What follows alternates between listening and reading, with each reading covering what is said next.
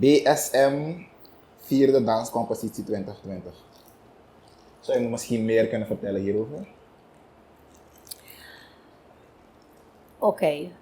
Balletschool Marlene heeft dan elk jaar nu een danscompetitie. Oh. En als jij meedoet in de categorie leeftijd 4, 7 of 8, 11 of 12, dan ga je naar 15 en ouder. Dan kan je in de categorie dus een prijs winnen. Je kan dus de eerste prijs behalen, dat is dus goud, zilver en brons. Dit is een gouden medaille die ik heb meegenomen, zodat je het kan zien. Oh, mooi, ja. En dan heb je de kinderen zijn dus ook in de leeftijd van 4 jaar. Dus moet je nagaan dat ze dan ook hun eigen dans doen.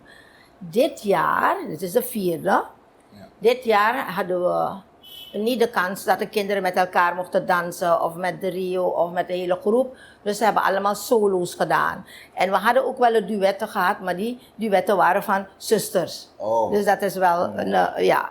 Maar we hebben 114 kinderen gehad die hebben meegedaan aan de 4e danscompetitie van Balletschool Marlene.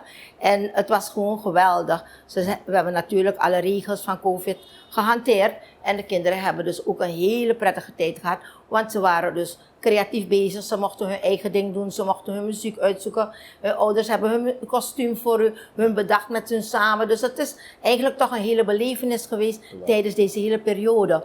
Dus voor ons van de school waren we heel erg blij en trots dat de kinderen echt zoveel in grote getalen zijn opgekomen en mee hebben gedaan. En elk jaar hebben we het dus gehouden. Dat is de 4e. Maar de 1e, 2e en 3e waren we in de schakel. En in de schakel, daar zijn de kinderen dan op het podium en alle ouders en families mochten erbij. En dit keer moesten ze alleen maar voor de jury dansen. Oh, yeah. Maar daar heb je ook een jury natuurlijk. Ja. En dan, maar ja, het is ook om de kinderen te stimuleren op de balletschool. Hierdoor gaan ze gewoon creatiever worden. Ze gaan de pasjes meer oefenen omdat ze het echt goed willen presenteren om te winnen. En ze zijn trots dat ze het hebben gewonnen en zijn blij ook, want ze krijgen ook een certificaat. Ja, dus deze dingen helpen.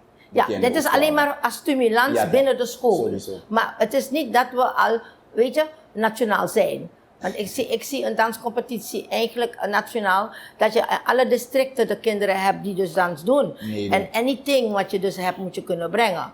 Begrijp je? Het heeft niet te maken met de stijl. Van je mag niet dit en je mag niet dat.